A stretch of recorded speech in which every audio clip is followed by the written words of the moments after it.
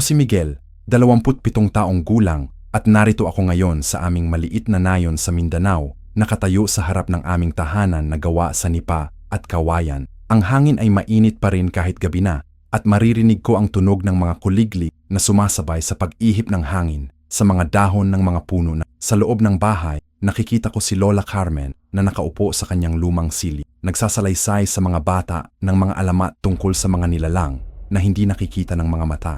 Miguel, halika dito, tawag niya sa akin. Lumapit ako at umupo sa sahig, nakaupo sa tabi ng mga batang nakapaligid sa kanya. Ikaw na ang magpapatuloy ng kwento. Ngumiti ako at tumingin sa mga mata ng mga bata na puno ng takot at pagkamangha. Noong araw, nagsimula ako. May mga nilalang na nagtatago sa kadilim, ang mga aswang, manananggal at tik-tik na lumilipad sa gabi upang hanapin ang kanilang mga biktima. Nakita ko ang takot sa mga mata ng mga bata, pero patuloy akong nagsalita. Hindi ko sinasadyang gawing nakakatakot ang kwento, pero kailangan nilang malaman ang katotohanan. Sa mundo namin, ang mga alamat ay hindi lamang kwento, mga babala ang mga iyon. Kinabukasan, maaga akong bumangon upang magtrabaho sa aming panday. Ang init ng apoy ay nakakainit sa mukha ko habang hinahampas ko ang bakal gamit ang martilyo. Ginagawa ko ang mga kasangkapan para sa mga magsasaka, mga itak, asarol, at mga kumpay na gagamitin nila sa kanilang bukid. Ang tunog ng metal na tumatama sa anvil ay umaling-aungaw sa buong nayon, at alam ng lahat na si Miguel ang panday ay nagtatrabaho na naman. Habang ginagawa ko ang isang bagong itak para kay Mang Pedro, may narinig akong mga boses sa labas. Mga kababaihan na nag-uusap tungkol kay Esperanza, ang babae na nakatira sa gilid ng nayon. Sa malapit sa kagubatan, nakita ko siyang nagsasalita mag-isa kagabi, sabi ni Aling Rosa. Parang may kausap siyang hindi namin nakikita. Baka nababaliw na siya, dagdag ni Aling Simula nang mamatay ang kanyang nanay, laging nag-iisa lang siya dun sa kanyang. Tumigil ako sa paghahampas at nakinig sa kanilang usapan. Si Esperanza, alam ko siya. Nakita ko na siya dati sa palengke, bumibili ng mga halaman at ugat na hindi ko kilala. May kakaiba sa kanya, pero hindi sa masama. Parang may malalim na lihim na tinatago. Manghihilot daw siya, patuloy ni Aling Rosa. Pero mga gamot niya, hindi tulad ng mga gamot ng ibang albularyo. May mga ritual na ginagawa na hindi namin maintindihan. Nang matapos ko ang trabaho ko sa araw na yun, napagdesisyuhan kong pumunta sa palengke. Hindi dahil kailangan ko ng anumang bilhin, kundi dahil gustong-gusto kong may kakaiba sa kanyang nakakaakit na hindi ko maipalilim. Naroroon siya, nakaupo sa isang maliit na bangko, nakaharap sa mga delatang nakapila sa kanya. Mga dahon, ugat at mga bulaklak na hindi ko kilala. Ang kanyang buhok ay mahaba at itim, nakatali sa likod, at ang kanyang balat ay kayumanggi sa sikat ng araw. Pero ang pinakanakapansin ko ay ang kanyang mga mata, malalim, tila nakakita ng mga bagay na hindi nakikita ng iba. Manghihilot ka? Tanong ko sa kanya habang lumalapit. Tumingin siya sa akin at ngumiti. Oo, pero hindi lang pampalinis ng katawan. Pinapagaling ko rin ang mga sugat na hindi nakikita. Hindi ko alam kung ano ang ibig niyang sabihin noon, pero may naramdaman akong kakaiba sa kanyang mga salita. Parang alam niya ang lihim na matagal ko nang tinatago, ang tungkol sa pagkamatay ng aking kapatid na si Ate Rosa. Nakita mo ba ako dati? Tanong ko. Oo, sagot niya. Ikaw si Miguel, ang panday. Nakita kita noong isang gabi sa sementeryo, umiiyak sa puntod ng inyong pamilya. Natigilan ako. Tama siya. Noong isang gabi, pumunta ako sa sementeryo upang bisitahin ang puntod ni Ate Rosa. Umiiyak ako noon dahil hanggang ngayon ay hindi ko pa rin makakalimutan ang nangyari sa kanya. Ano ang ginagawa mo sa sementeryo?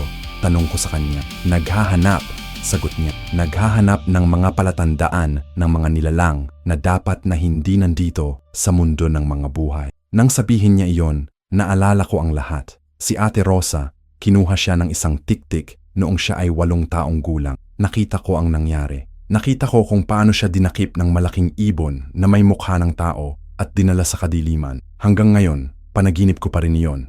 Namatay ang kapatid ko sa ganon, sabi ko sa kanya. Tumango siya. Alam ko, nakita ko sa panaginip. Sa panaginip, minsan, pinapakita sa akin ng mga anito ang mga nangyari sa nakaraan para malaman ko kung sino ang mga taong dapat kong tulungan. Nang marinig ko ang salitang anito, napaatras ako ng kaunti. Ang mga anito ay mga espiritu ng aming mga ninuno. Hindi sila basta-bastang nagsasalita sa mga tao. Manananggal hunter ka? Tanong ko. Tumawa siya ng mahina. Hindi ako hunter, protector ako. Pinoprotektahan ko ang mga taong hindi makakaya na protektahan ang sarili niya. Nang gabing iyon, Hindi ako makatulog. Patuloy kong iniisip ang mga sinabi ni Esperanza. Kung totoo ang lahat ng sinabi niya, ibig sabihin ay may mga aswang pa rin sa paligid namin na nagtatago at naghihintay ng tamang pagkakataon upang manakit. Kinabukasan, nagdesisyon akong sundan siya. Nakita ko siyang lumabas ng kanyang kubo ng hating gabi. Dala ang isang malaking supot. Sumunod ako sa kanya ng tahimik. Nagtago sa mga puno at halaman para hindi niya ako makita. Nagtungo siya sa isang lugar na malapit sa ilog, sa mga lumang punong mangga na nakatayo sa gilid ng Doon, nakita ko kung ano ang tunay na ginagawa niya. May kakaibang tunog na naririnig, parang pagkakauntog ng mga buto na sinamahan ng mababang ungol. Mula sa mga sanga ng punong mangga, nakita ko ang isang nilalang na nakasabit. Ang katawan nito ay nakaputol sa gitna. Ang itaas na parte ay nakakabit sa mga pakpak na parang paniki. Manananggal, si Esperanza ay nakatayo sa ilalim ng puno. Hawak ang isang mahaba at manipis na bagay, puntot pagi. Nakita ko kung paano niya ito ginagamit bilang pampalo upang tamaan ang manananggal na sumusubong bumaba mula sa puno. Balik ka sa impyerno, sigaw niya habang pinapalo ang nilalang. Hindi ka nababagay dito sa mundo ng mga buhay. Ang manananggal ay umiingay ng malakas, pero patuloy siyang lumalaban kay Esperanza. Nakita ko kung paano niya ginagamit ang kanyang mga kamay upang gumawa ng mga tanda sa hangin at bigla na lang ay naging mahirap para sa manananggal na mga anito ng aming mga ninuno. Narinig kong sabi niya, protektahan ninyo ang inyong mga apo mula sa mga nilalang na ito. Bigla na lang ay may mga liwanag na lumitaw sa paligid ni Esperanza.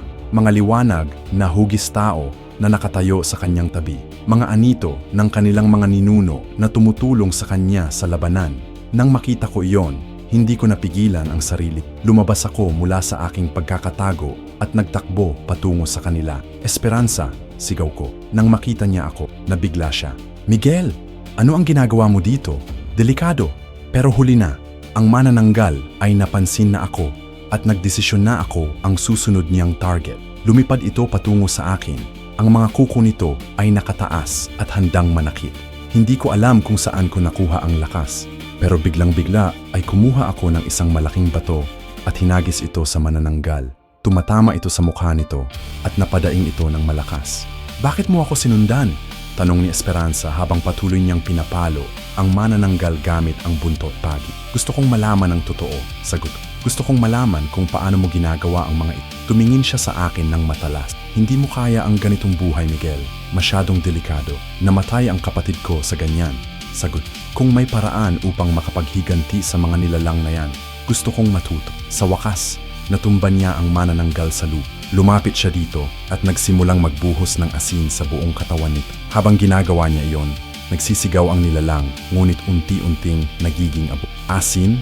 Tanong ko. Blessed salt, sagot niya. Pinagpala ng mga pari at mga babaylan, ang tanging bagay na makakasira sa mga ganitong nilalang. Nang matapos niya ang ritual, lumapit siya sa akin. Kung gusto mong matuto, dapat mo munang malaman ang kasaysayan. Ang kasaysayan ko at ang kasaysayan ng mga taong tulad natin na naging biktima ng mga aswang. Umupo kaming dalawa sa tabi ng ilog at nagsimulang ikwento si Esperanza ang kanyang nakaraan. 7 taong gulang ako nang makita ko ang aking tatay na kinain ng isang aswang. Nagsimula niya. Malakas ang ulan noon at hindi namin narinig ang pagdating nito sa aming bahay. Nakita ko kung paano kinagat ng nilalang ang leeg ng aking tatay at kung paano nito inubos ang dugo sa kanyang katawan. Naramdaman ko ang kilabot sa aking balat habang nagsasalita siya. Mula noon, naging misyon ko na ang paglaban sa mga ganitong nilalang. Natuto ako mula sa mga lolo at lola na may alam sa mga ganitong bagay. Natuto ako sa mga babaylan na nananatili pa ring buhay sa mga liblib na lugar. At higit sa lahat, natuto ako mula sa mga anito ng aming mga ninuno. Paano mo nakakausap ang mga anito? Tanong ko. Hindi ko sila nakakausap sa paraan na nakakausap mo ako ngayon, sagot niya. Pero pinapakita nila sa akin ang mga bagay sa pamamagitan ng panaginip o kaya ay sa pamamagitan ng mga tanda sa kalikasan. Minsan, nararamdaman ko lang ang kanilang presensya kapag nasa panganib ako. Tumahimik kami sa ilang sandali, nakikinig sa tunog ng tubig na dumadaloy sa ilog. Ikaw naman, sabi niya, ikwento mo sa akin ang tungkol sa kapatid mo. Napapikit ako at naalala ang lahat. Si Ate Rosa, masipag siyang bata, laging tumutulong kay Lola Carmen sa mga gawaing bahay. Mahilig siyang magtanim ng mga bulaklak sa aming bakuran at lagi siyang kumakanta habang ginagawa niya iyon. Naramdaman ko ang pag-init ng aking mga mata habang nagsasalita. Isang gabi, narinig namin ang tunog ng malaking ibon sa bubong ng aming bahay. Lumabas si Ate Rosa upang tingnan kung ano iyon. Hindi namin alam na tiktik pala iyon, aswang na naging ibon upang manghuli ng mga bata. Huminto ako saglit upang makakuha ng lakas. Nakita ko kung paano siya dinukot ng nilalang. Nakita ko kung paano siya dinala sa ere at nawala sa kadiliman. Kinabukasan, natagpuan namin ang kanyang katawan sa gubat, walang dugo at puno ng mga peklat na tila kinalkal ng lumalapit sa Esperanza sa akin at hinawakan ang aking balik. Namatay rin ang pamilya ko sa ganon. Hindi ka nag-iisa sa sakit na yan, Miguel. Nang sabihin niya iyon, naramdaman ko ang isang kakaibang ginhawa. Sa loob ng 19 na taon, ako lang ang nakakaalam ng tunay na nangyari kay Ate Rosa. Lahat ng tao sa nayon ay naniniwala na aksidente lang ang nangyari sa kanya, na nahulog siya sa bangin habang naglalakad sa gabi. Kung gusto mong matuto, patuloy ni Esperanza, dapat mo munang malaman na hindi ito laro. Ang mga nilalang na ito ay delikado at madaming tao ang namatay sa pakikipaglaban sa kanila. Pero kung determinado ka talaga, tuturuan kita. Tumango ako, determinado ako, ngumiti siya. Sige, simula bukas, mag-uumpisa ang inyong training. Pero una, dapat mo munang malaman ang mga uri ng mga aswang na maaari nating makaharap at ang mga paraan upang makakalta sa kanila. Nang gabing iyon, bumalik kami sa nayon ng magkasama. Hindi ko akalain na ang pagkakakilala namin ni Esperanza ay magiging simula ng isang bagong kabanata sa aking buhay. Isang kabanatang puno ng panganib, pero puno rin ng pag-asa na matutupad ng makakagante para kay Ate Rosa. Habang naglalakad kami sa dilim, naramdaman ko ang presensya ng mga mata na nakatingin sa amin mula sa kadilim. Hindi ko alam kung mga hayop lang iyon o kung may iba, pero kasama ko si Esperanza at alam kong may proteksyon kami mula sa mga anito. Miguel, sabi niya habang may babala ako sa iyo. Hindi lang mga aswang ang dapat nating bantayan. May mga tao rin na hindi natin dapat pagkakatiwalaan. Mga taong nagpapanggap na kasama natin, pero sa totoo ay mga kasama ng mga nilalang na yan. Ano ang ibig mong sabihin? Tanong ko. Makikita mo rin yan, sagot niya. Pero sa ngayon, magtiwala ka lang sa akin, sa Lola Carmen mo, at sa mga anito. Huwag kang magpapakatiwa sa sinuman, lalo na sa mga taong bagong dating dito sa nayon. Hindi ko alam noon kung bakit niya sinabi iyon. Pero sa mga darating na araw, mauunawaan ko ang kahulugan ng kanyang babala. 2 linggo na mula ng simula ni Esperanza, naturuan ako tungkol sa mga aswang at kung paano sila labanan.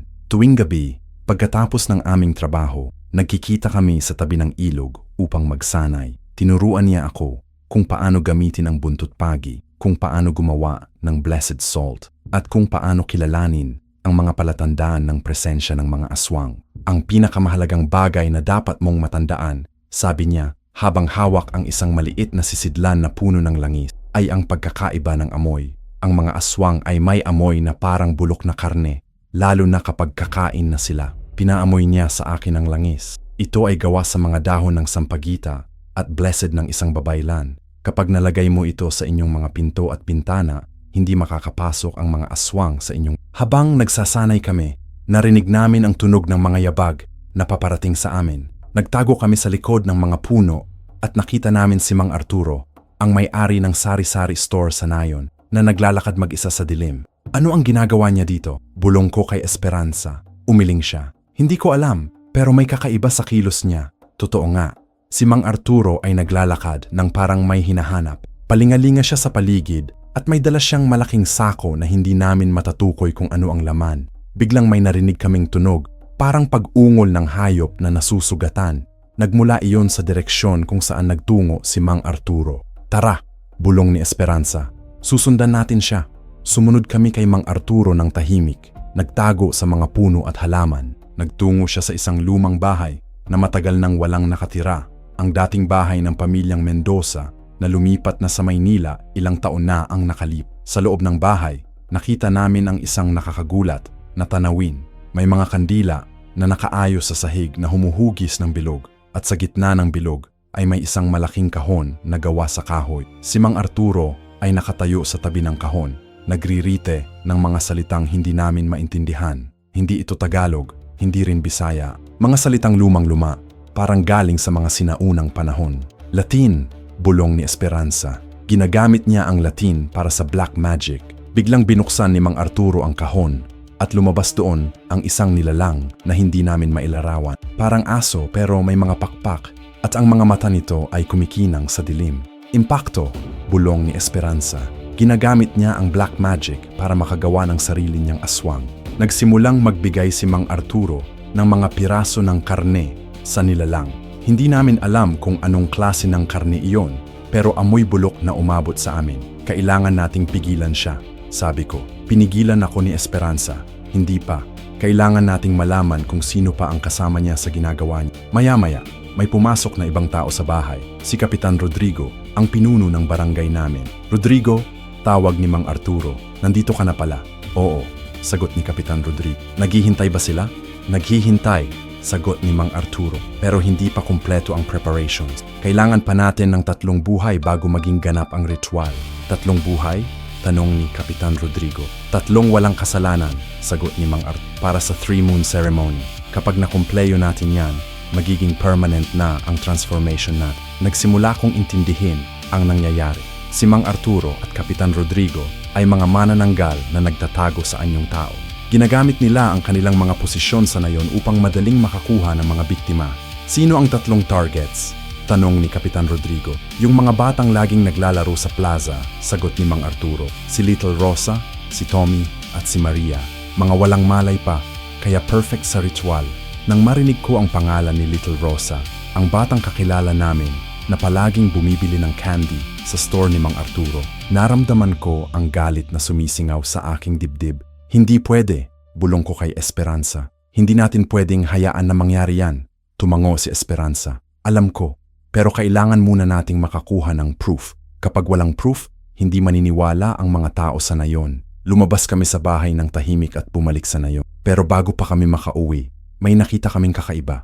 Mula sa kabilang daan, may paparating na babae. Bago siya, hindi ko pa siya nakita dati sa nayon. May dala siyang malaking bag at mukhang pagod na pagod sa paglalakad. Excuse me, tawag niya sa amin. Alam ninyo ba kung saan ang bahay ng pamilyang Santos? Pamilyang Santos? Tanong ko. Sino po kayo? Ako si Carmela, sagot niya. Pinsan po ako ni Miguel Santo. Galing po ako ng Maynila at sabi ng tatay ko na dito daw ako pwedeng tumira habang naghahanap ako ng trabaho. Napatigil ako. Pinsan ko?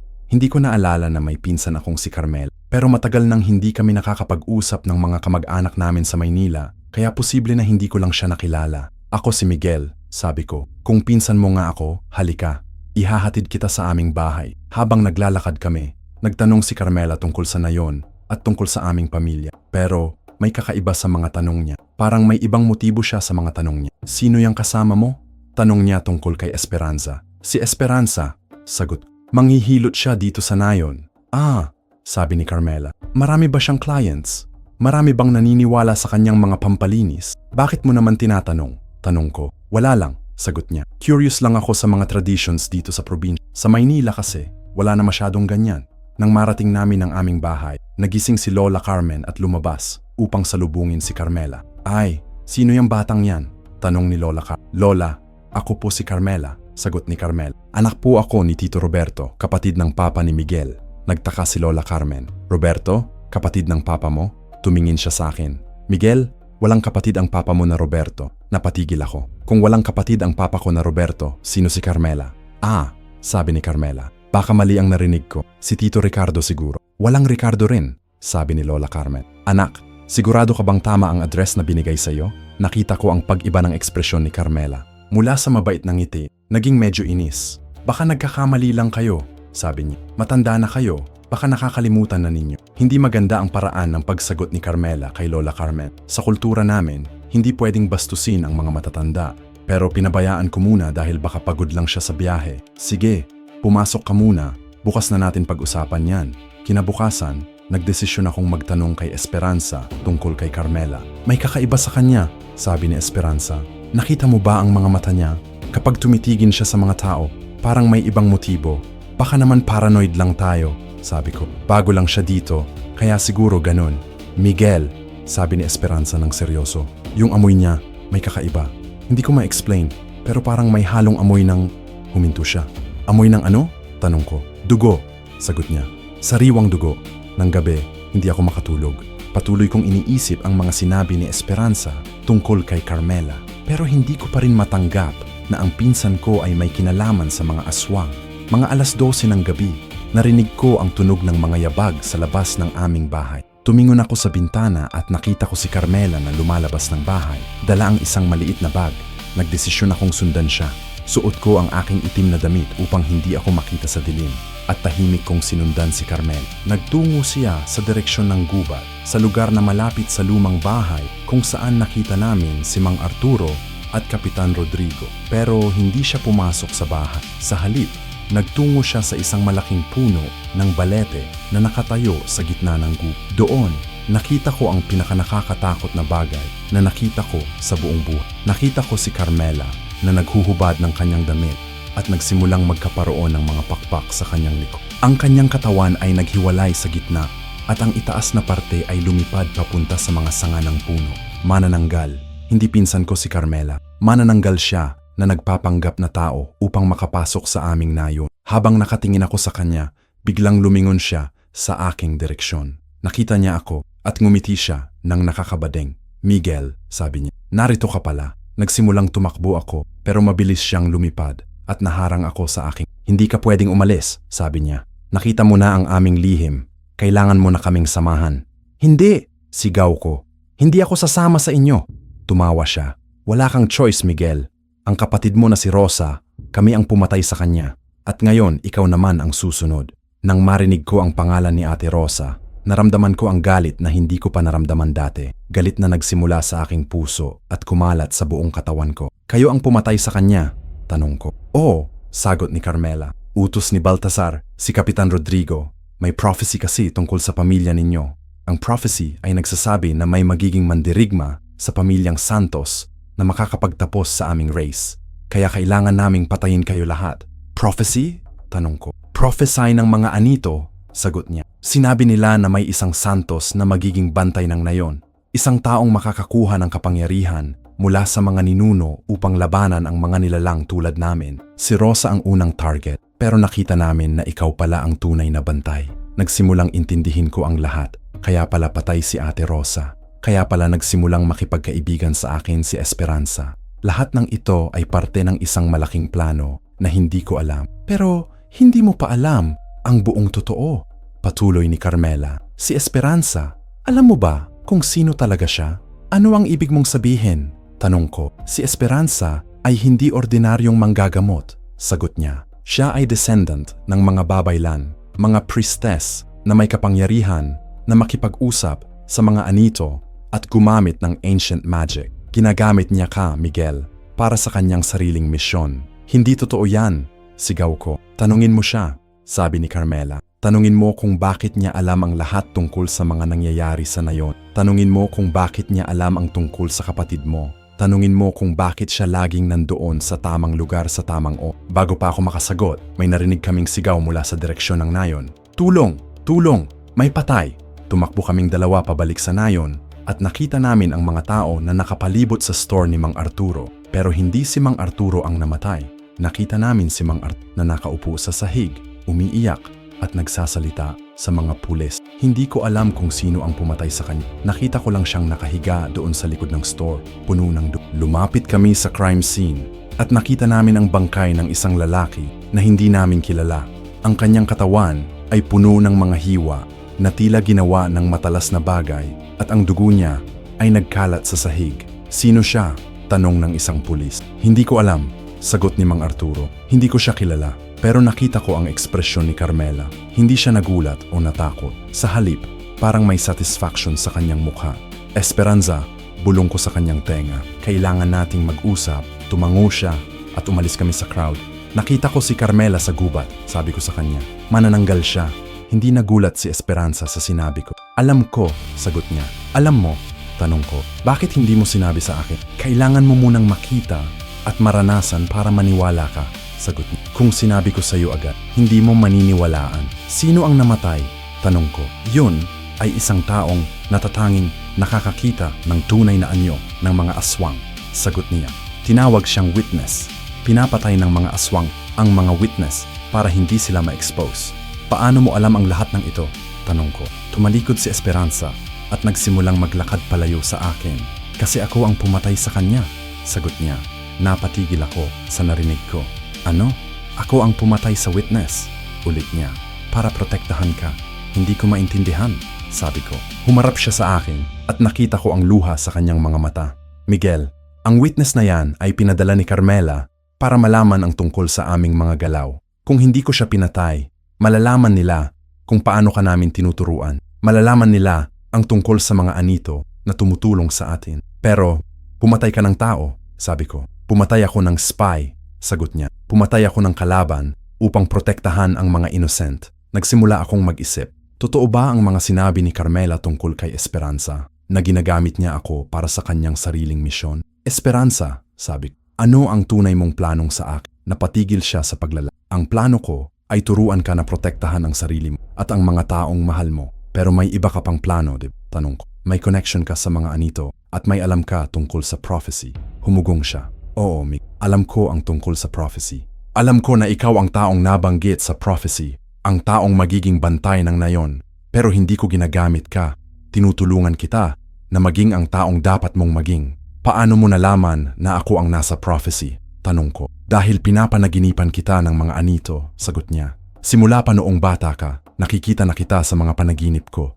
Nakikita ko ang mga mangyayari sa hinaharap at nakikita ko ang papel na gagampanan mo sa labang ito. Napaatras ako ng konti. Ibig sabihin, lahat ng ito ay plano mo. Hindi plano, Miguel, sagot niya. Destiny. Ang mga anito ay nagpaplano, hindi ako.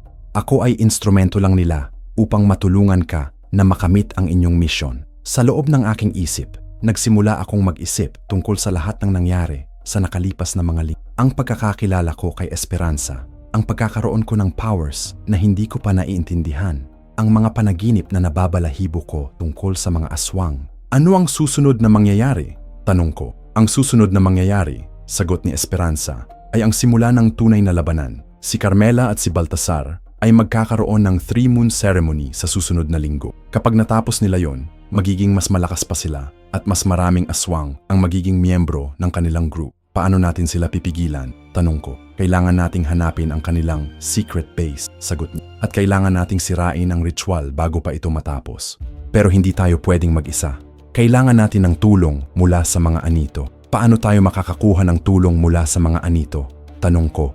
Ngumiti si Esperanza. Bukas ay magtatarlak tayo sa sacred place. Sa lugar kung saan nagka-communicate ang mga anito sa mga tao. Doon mo malalaman ang totoo tungkol sa inyong pamilya. At doon mo matatanggap ang mga kapangyarihan na kailangan mo para sa labang ito. Nang gabing iyon, bumalik ako sa aming bahay na puno ng mga tanong.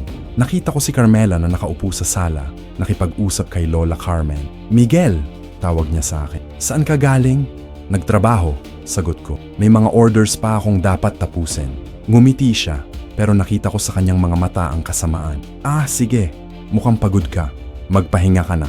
Nang pumasok ako sa aking kwarto, narinig ko silang mag-usap ni Lola Carmen. Lola, sabi ni Carmela, may mga kwento ba kayo tungkol sa mga aswang dito sa nayon?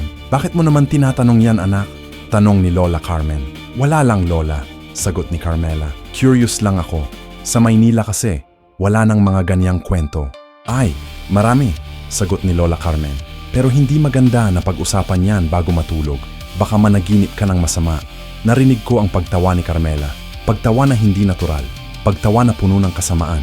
Hindi naman ako natatakot sa mga aswang, Lo, sabi niya. Wala naman kasing totoo sa mga yan, di ba? Kinabukasan, maaga akong gumising upang makipagkita kay Esperanza sa sacred place na binanggit. Bago ako umalis, nakita ko si Carmela na tulog pa sa sala. Pero may kakaiba. Hindi siya humihingang tulad ng normal na tao. Ang dibdib niya ay hindi gumagalaw. At ang balat niya ay maputla na parang patay. Tahimik akong lumabas ng bahay at nagtungo sa lugar na sinabi ni Esperanza. Isang lumang ruins na nakatago sa loob ng gubat. Mga batong nakaayos na hugis bilog na may mga nakaukit na mga simbolo na hindi ko maintindihan. Alibata, sabi ni Esperanza nang makita niya ako. Ancient script ng aming mga ninuno. Ang mga simbolong ito ay nagsasalaysay ng kasaysayan ng aming lahi at ng mga nilalang na nakikipagdigma sa amin. Umupo kami sa gitna ng mga bato at nagsimulang magdasal si Esperanza sa wikang hindi ko maintindihan. Bigla na lang, naramdaman ko ang kakaibang hangin, malamig pero hindi nakakaginhawa. Parang may mga presensyang dumating na nakikita ko sa gilid ng aking mata. Mga anito, bulong ni Esperanza. Nandito na sila. Nagsimula akong makakita ng mga hugis tao na gawa sa liwanag. Hindi sila malinaw, pero nararamdaman ko ang kanilang presensya. May isa sa kanila na lumapit sa akin, matangkad na lalaki na may malaking espada sa kanyang kamay. Dato Magiting, sabi ni Esperanza. Ancestor mo, Miguel. Siya ang naging unang bantay ng nayon, mahigit 100 taon na ang nakalipas. Nagsimulang magsalita ang anito, pero hindi sa pamamagitan ng boses. Direkta sa aking isip, naririnig ko ang kanyang mga salita. Miguel Santos, sabi niya sa aking isip.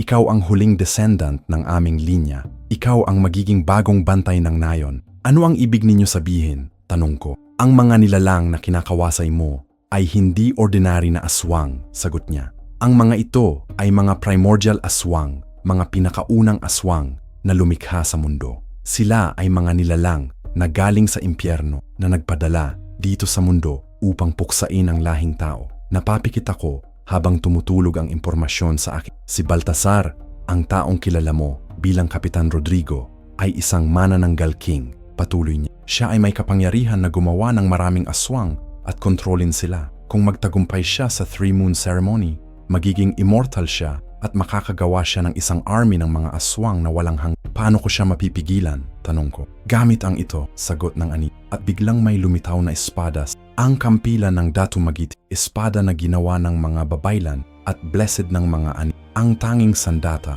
na makakapatay sa isang manananggal king. Kinuha ko ang espada at naramdaman ko ang init na dumadaloy mula dito patungo sa aking mga kamay. Hindi lang ito espada, may buhay itong sarili na parang kaluluwa ng aking ancestor na nakakabit dito. Pero bago mo magamit ang buong kapangyarihan ng kampilan, sabi ng anit, kailangan mo munang malaman ang tungkol sa inyong kasaysayan. Biglang-bigla, nakita ko sa aking isip ang mga pangyayari na nangyari mahigit 100 taon na ang nakalip. Nakita ko si Dato Magiting na nakikipaglaban sa isang malaking manananggal sa gitna ng night. Nakita ko kung paano niya ginampitan ang kampilan upang hatiin ang nilalang sa dalawa. Nakita ko kung paano siya namatay sa labang iyon. Pero bago siya namatay, tinakda niya na ang kanyang mga anak at ang kanilang mga anak ay magpapatuloy sa misyon niya. Ang lahing Santos, sabi ng anito, ay may responsibility na protektahan ang nayon mula sa mga aswang. Henerasyon pagkatapos ng henerasyon, may naging bantay sa aming pamilya. Ang tatay mo ay dapat na maging bantay pero namatay siya bago pa niya matanggap ang responsibilidad. Kaya pala, sabi ko, nauunawaan ko na ang kaya pala pinatay ni Baltasar si Ate Rosa. Hindi para sa akin, kundi para sirain ang linya ng mga bantay. Tama, sagot ng anito. Pero hindi niya alam na ikaw ang tunay na nakatakdang maging bantay. Akala niya si Rosa ang nakatakda. Nakita ko sa aking peripheral vision na may lumalapit ang ibang anito. Babae itong may malaking bilao sa kamay. Si Ina Esperanza, sabi ni Dato Magit. Lola ni Esperanza at ang huling babaylan sa nayon. Lumapit sa akin ang anito ni Ina Esperanza at nagbigay sa akin ng isang maliit na bottle na puno ng holy water na blessed ng mga babaylan. Sabi niya sa akin, gamitin mo ito kapag kailangan mong palakasin ang kapangyarihan. Pero Miguel, dagdag ni Dato Magiting, ang laban na ito ay hindi mo kayang gawan mag-isa. Kailangan mo ng kasama, hindi lang si Esperanza, kundi ang buong nayon. Kailangan mong ipakita sa mga tao ang totoo tungkol sa mga aswang at kailangan mong magkakaroon ng tiwala nila. Paano ko gagawin yon? Tanong ko. Hindi naman nila ako papakinggan. Ituturing nila akong baliw.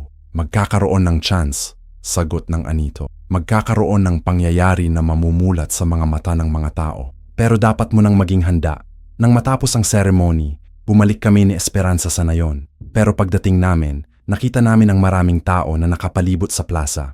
May nangyaring masama. Lumapit kami sa crowd at nakita namin si Mang Arturo na nakaupo sa sahig, umiiyak. Ano ang nangyari? Tanong ni Esperanza. Si Little Rosa, sabi ni Aling Maria, na umiiyak din. Nawala siya kagabi. Hindi na siya nakauwi. Napapikit ako. Si Little Rosa, isa sa mga bata na binanggit ni Mang Arturo na target nila para sa ritual. Hinahanap namin siya sa buong nayon, sabi ni Mang Arturo. Pero wala siyang makita. Pero nakita ko sa mga mata ni Mang Arturo ang kasinungalingan. Alam niya kung nasaan si Little Rosa. Siya mismo ang kumuha sa bata. Hanapin natin siya, sabi ko. Saan natin hahanapin? Tanong ni Aling Maria. Napakalaksi ng gubat. Kung nandoon siya, hindi natin siya makikita. Alam ko kung saan, sabi ko. Tumingin ako kay Esperanza at nakita kong nakaintindi na siya. Sa lumang bahay, bulong ni Esperanza sa akin. Umalis kami sa crowd at nagtungo sa gubat. Pero bago kami makarating sa lumang bahay, nakita namin si Carmela na papunta sa aming direksyon. "Miguel!" tawag niya sa amin. "Saan kayo pupunta?" "Maghahanap ng bata," sagot ko. "Sumama ako," sabi niya. "Baka makatulong ako." "Hindi na kailangan," sagot ni Esperanza. "Kaya namin." Ngumiti si Carmela ng sarcastic. "Ah, si Esperanza. Akala ko ba manghihilot ka lang? Bakit parang detective ka na rin? May problema ka sa ginagawa ko?" tanong ni Esperanza. "Wala," sagot ni Carmela. "Pero nakakapagtaka lang na lagi kayong magkasama ni Miguel. Anong meron sa inyo?" Nakita ko ang galit sa mga mata ni Esperanza, pero pinigilan niya ang sarili. "Wala," sagot ko bago pa makasagot si Esperanza. "Friends lang kami." "Friends?" tanong ni Carmela. "O may iba pa?" "Carmela," sabi ko na medyo inis na. "Wala kang pakialam sa buhay ko." Tumawa siya. "Oo nga pala, wala akong Tumalikod siya at naglakad palayo. "Pero mag-ingat kayo.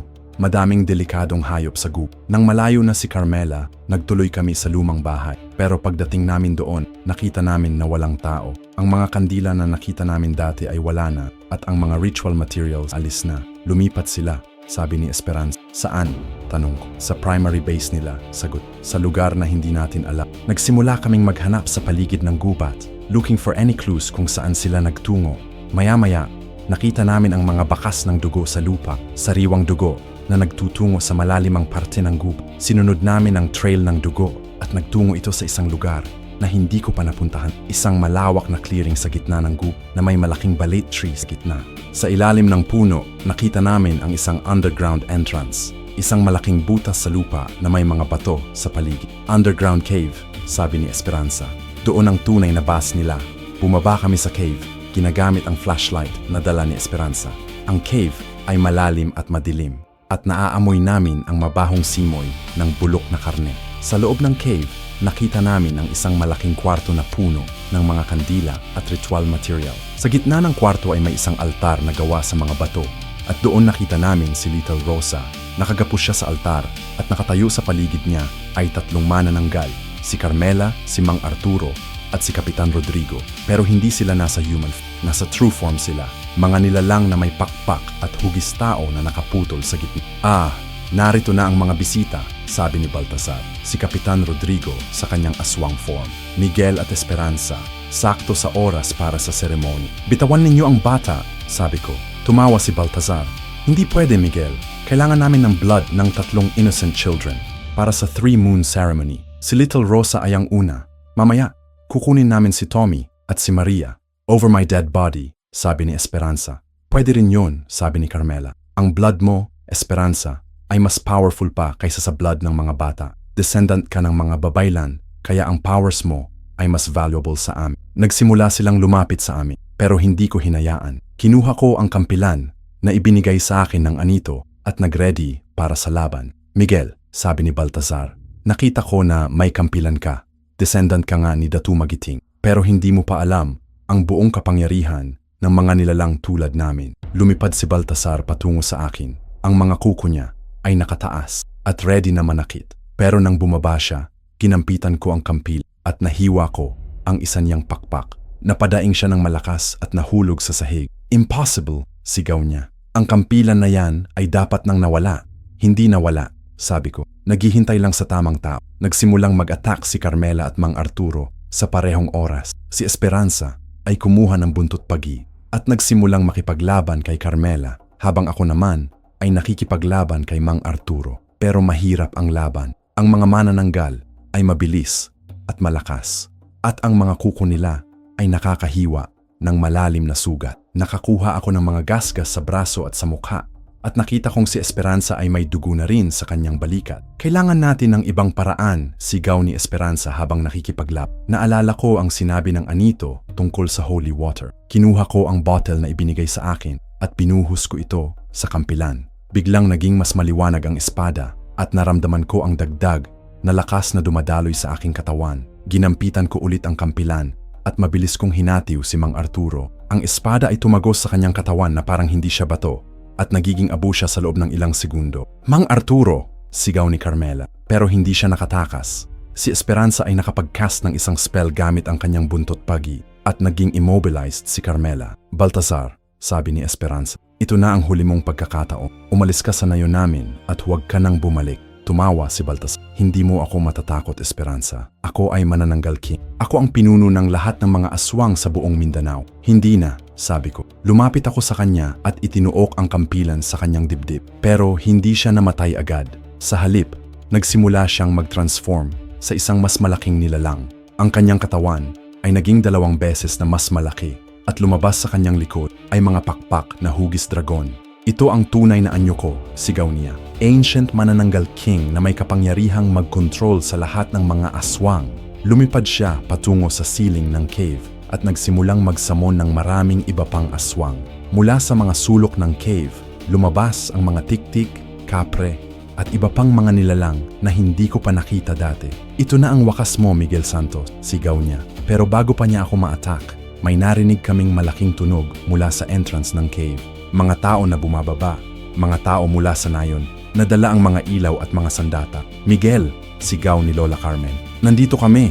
Kasama niya ay lahat ng mga tao sa nayon, mga magsasaka, mga tindera, mga nanay at tatay na concerned sa kanilang mga. Nakita namin si Carmela na lumalangoy sa ere, sabi ni Aling Rosa. Nakita namin kung ano talaga siya. Mga aswang, sigaw ni Manong. Totoo pala ang mga alamat. Nakita ng mga tao ang tunay na anyo ni Baltasar at ang mga aswang na sumon niya at sa halip na tumakbo, nagsimula silang makipaglaban. Para sa aming mga anak, sigaw ni Aling Maria, hawak ang isang malaking bolo. Para sa nayon, sigaw ni Manong Pedro, hawak ang kanyang itak. Nagsimula ang malaking labanan sa loob ng cave. Ang mga tao ay nakikipaglaban sa mga aswang gamit ang kanilang mga sandata at ang kanilang determinasyon na protektahan ang kanilang mga pamilya. Pero nakita ko na hindi pa rin enough ang lakas namin.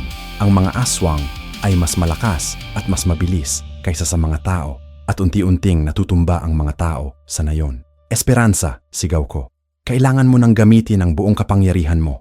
Tumango si Esperanza at nagsimulang mag-chant sa ancient language ng mga babaylan. Biglang naging maliwanag ang buong cave at nakita ko ang mga anito na lumilitaw sa paligid namin. Hindi lang si Dato Magiting at Ina Esperanza, maraming anito ng mga ancestors na lumaban dati sa mga aswang. Lahat sila ay may mga sandata at ready na makipaglaban sa mga nilalang ng kadili. Mga ninuno namin, sabi ni Esperanza, tulungan ninyo kami na protektahan ang aming nayon. Nagsimula ang labanan ng mga anito kontra sa mga aswang. Nakita kong si Dato Magiting ay nakikipaglaban kay Baltasar gamit ang isang spiritual na kampilan na mas maliwanag pa kaysa sa akin. Sa wakas, nakita kong natutomba ang mga aswang isa-isa. Ang mga tiktik ay nagiging abo. Ang mga kapre ay bumabalik sa kanilang mga puno. At ang mga nilalang na hindi ko kilala ay naglalaho sa kadiliman. Pero si Baltasar ay patuloy pa ring lumalaban. Kahit na may mga sugat na siya at nababawasan ng lakas, patuloy pa rin siyang sumusugod sa mga tao. Hindi mo ako matatalo, sigaw niya. Ako ay immortal. Pero may nakita akong weakness niya. Tuwing ginagamit niya ang kanyang powers, ang kanyang lower body, ang parte na iniwan niya sa labas ng cave ay nanghihina. Esperanza, sigaw ko. Ang lower body niya nasa labas ng cave. Nakaintindi si Esperanza agad. Tumakbo siya palabas ng cave habang ako naman ay patuloy na nakikipaglaban kay Baltasar. Maya-maya, narinig ko ang sigaw ni Baltasar na nababawasan ng lakas. Hindi! Ang aking katawan! Natagpuan ni Esperanza ang lower body ni Baltasar sa labas ng cave at binuhusan niya ito ng blessed salt at holy water. Biglang nanghina si Baltasar at nahulog siya sa sahig ng cave. Ito na ang huli mo, sabi ko, at ginampitan ko ang kampilan ng huling beses. Ang espada ay tumagos sa puso ni Baltasar at nagsimula siyang maging abo. Pero bago siya tuluyang maging abo, nagsalita siya ng huling beses. Hindi ito ang huli, sabi niya. May mas malakas na mga nilalang pa sa mga dakong ito. Ang laban ninyo ay hindi pa tapos. At sa ganun, namatay ang manananggal king na si Baltasar at nanatiling tahimik ang cave. Pagkatapos ng malaking labanan sa cave, bumalik kaming lahat sa nayon, dala si Little Rosa na ligtas na, ngunit nanghihin. Ang mga tao ay nag-celebrate, pero alam naming lahat na hindi pa tapos ang aming mga problema. Si Carmela ay nakatakbo habang nagsisimula na ang labanan, at ang huling mga salita ni Baltasar ay nananatili sa aming isip. May mas malakas na mga nilalang pa, sabi ko kay Esperanza habang naglalakad kami pa uwi. Alam ko, sagot niya. Ang sinabi ni Baltasar ay totoo. Siya ay hindi lang ordinaryong manananggal king. Siya ay servant ng mas mataas na nilalang. Ano ang ibig mong sabihin? Tanong ko. Sa mga ancient texts na binasa ko, sagot niya, may mention ng isang elder aswang, isang primordial being na naging source ng lahat ng mga aswang sa mundo. Kung si Baltazar ay servant lang niya, ibig sabihin ay mas malaking threat pa ang parating. Nang makauwi kami sa bahay, nakita ko si Lola Carmen na nag-aantay sa amin sa sala. Mukha niyang nag-aalala at nakita kong may dalang maliit na bag siya. Miguel, sabi niya, kailangan nating mag-usap. Umupo kami sa paligid niya at nagsimulang magkwento si Lola Carmen ng mga bagay na hindi niya nasabi sa akin dati. Ang pamilya natin, nagsimula siya, ay hindi lang ordinaryong pamilya. Tayo ay direct descendants ng mga raja na nanirahan sa Mindanao bago pa dumating ang mga Espanyol. Kinuha niya ang bag at inilabas ang mga lumang scrolls na gawa sa balat ng hayop. Mga ancient records ito ng aming pamilya, sabi niya. Written in Alibata script, nagsasalaysay ito ng kasaysayan ng mga bantay ng nayon at ng mga nilalang na kinakailangan naming labanan. Binigay niya sa akin ang isa sa mga scrolls at nakita ko ang mga nakaukit na simbolo. Kahit hindi ko maintindihan ang alibata, parang naiintindihan ko ang mga mensahe. Apo, sabi ni Lola Cap, hindi ka lang bantay ng nayon. Ikaw ay ang prophesied guardian, ang taong magbabalik ng balanse sa mundo ng mga at sa mundo ng mga nilalang. Ano ang ibig ninyong sabihin? Tanong ko. Noong unang panahon, sagot niya, walang labanan sa pagitan ng mga tao at ng mga supernatural beings. Nagkakaayos ang lahat. Pero dumating ang mga dark spirits mula sa underworld at ginawa nilang masama ang mga creatures na dati ay neutral. Tumingin siya kay Esperanza. Kaya ka nilagay ng mga anito sa daan ni Miguel, Esperanza.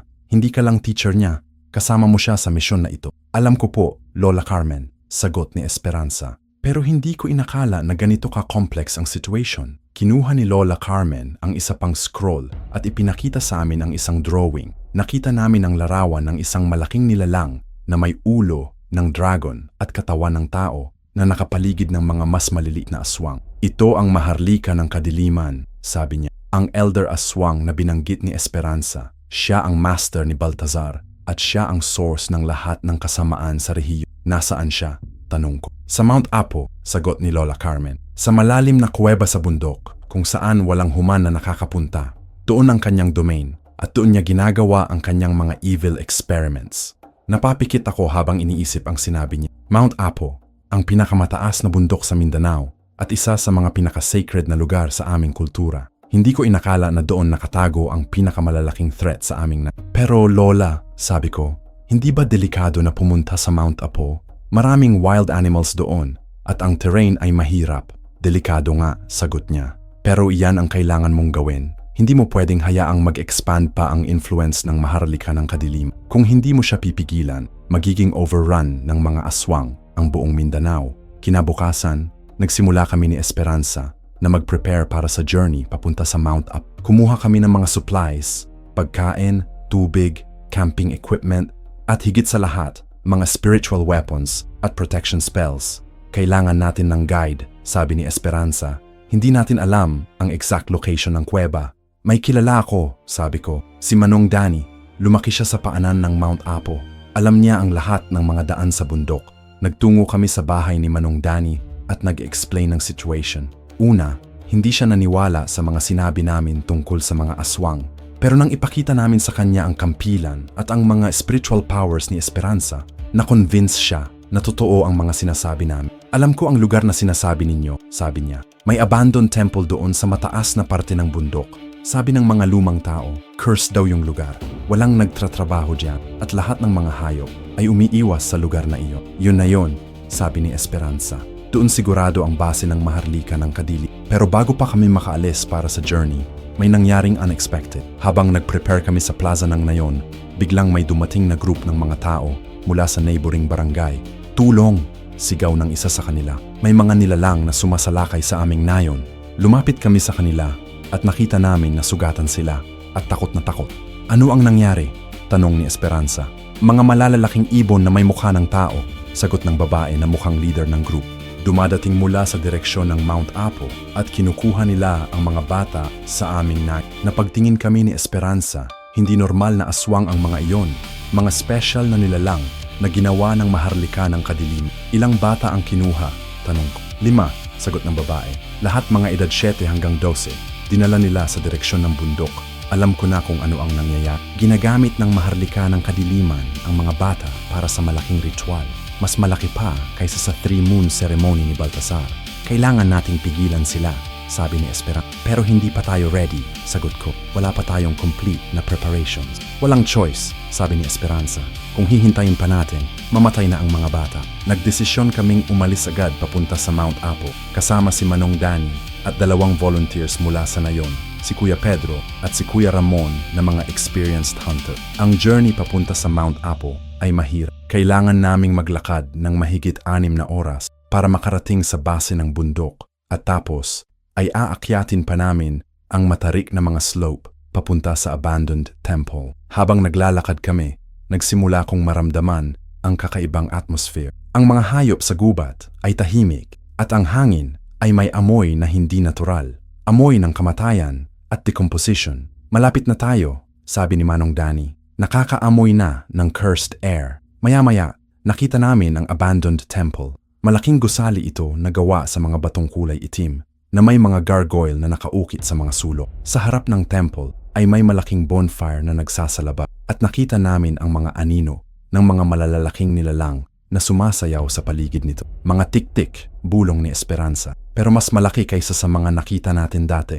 Enhanced tik-tik, sabi ko. Ginawa ng maharlika ng kadilim. Lumapit kami sa temple ng tahimik, nagtago sa mga puno at bato. Sa loob ng temple, narinig namin ang tunog ng mga boses na sumsang-ayon sa isang malaking chant. Ritual na, sabi ni Esperanza. Dapat nating pigilan bago pa nila makompleto. Pumasok kami sa temple through the back entrance at nakita namin ang isang malaking kwarto na puno ng mga kandila at incense. Sa gitna ng kwarto ay may altar na gawa sa gold at precious stones at nakapatong doon ang 5 bata mula sa neighboring barangay. Nakatayo sa paligid ng altar ay mga nilalang na hindi ko pa nakita dati. Mga hybrid ng tao at hayop, may mga may ulo ng aso, may mga may pakpak ng ibon at may mga may buntot ng ahas. Sa gitna ng lahat ay nakatayo ang pinakamalalaking nilalang, ang maharlika ng kadilim. Mas malaki siya kaysa kay Baltasar at may kapangyarihang makakita ng lahat ng nangyayari sa paligid kahit nakatalikod siya. Mga bisita, sabi niya, nang hindi man lang tumighilip sa amin. Dumating kayo sa tamang oras para makita ang birth ng bagong world. Humarap siya sa amin at nakita ko ang pinakanakakatakot na mukha na nakita ko sa buong buhay. May 3 mata siya at ang balat niya ay kulay itim na may mga marking na kumikinang sa dilim. Ikaw si Miguel Santos, sabi niya, ang self-proclaimed na guardian. Pumarito ka upang pigilan ako pero hindi mo alam na mas malakas ako sa lahat ng mga nilalang na nakalaban mo.